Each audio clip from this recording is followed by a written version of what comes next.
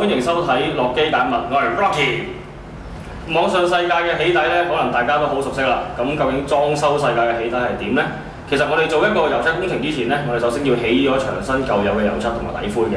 咁咧，我哋裝修咧俗稱咧就為之鏟底。今日第一集我又教大家咩叫鏟底。咁今日咧，我哋會帶大家嚟呢度咧做一個鏟底嘅工程嘅嚇。咁我哋首先要做鏟底要點做咧？我哋要有一樣物料叫做發白水先。咁喺一般嘅五金鋪你都買到㗎啦。咁咧，我哋發白水咧個比要開稀咗佢先用得嘅。咁個比例大概係2份發白水溝3份水咁樣啦。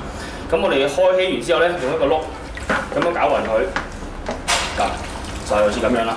OK， 咁啊，我哋將呢啲發白水咧就游落我哋埲牆度。咁其實咧，啲發白水游咗上牆之後咧，埲牆啲油漆同灰咧就比較易鏟嘅啦。咁但係咧游咗上去之後咧，大概等5分鐘到啦，5至10分鐘到啦，就要做鏟嘅動作㗎啦。因為佢乾咗之後咧，就冇咁好鏟㗎啦。咁所以就一游完上去，等佢咗一陣咧，我哋就要鏟㗎啦。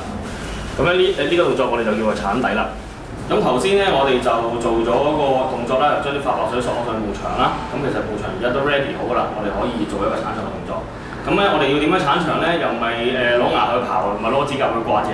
我哋做啲咩？有咩工具幫手咧？其實咧，我哋只需要呢把嘢。咁呢把係把漆鏟啦。咁其實喺一般嘅五金鋪都買到㗎啦。咁咧呢個漆鏟咧，其實前面有個刀片嘅。咁啊，亦都可以自己替換嘅。咁當你發覺佢鈍咗，鏟唔到咧，咁你可以自己換個刀片啦。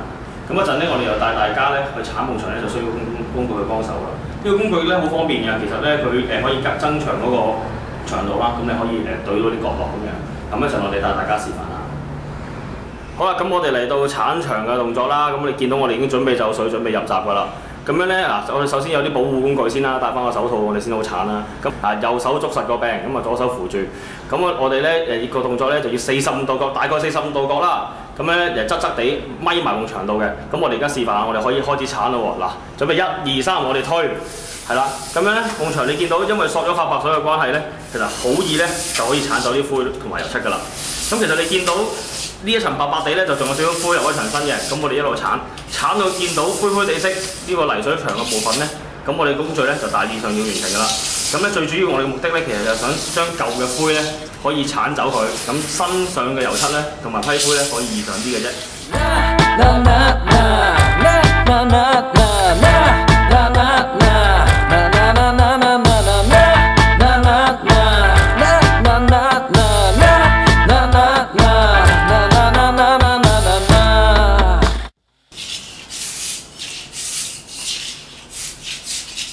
頭先我哋鏟完牆，我哋而家就做緊咩動作咧？其實我哋就俗稱叫上緊就水絲罅上面啦。咁其實水絲罅係咩嚟咧？我哋其實係一陣豐固嘅底漆嚟嘅。咁佢用嚟保護個牆身啦，同埋做到一個防潮嘅作用嘅。咁等啲水氣唔好透出嚟啦，咁樣。咁咧亦都係啦，同樣地攞個碌咧慢慢游上牆，均勻地游上牆。咁咧游完之後咧，等佢乾咧，我哋就可以做下一個工序㗎啦。咁你而家見到呢個白色薄薄地呢一陣咧，就係我哋俗稱嘅水絲罅，或者叫豐固底漆啦。頭先咧就教大家點樣起底，咁我哋順便都熱埋佢添嘛。咁下一集我哋嚟緊要做啲咩咧？就要帶大家扇灰啦。欲知後事如何咧，就請留意下回分解啦。拜拜。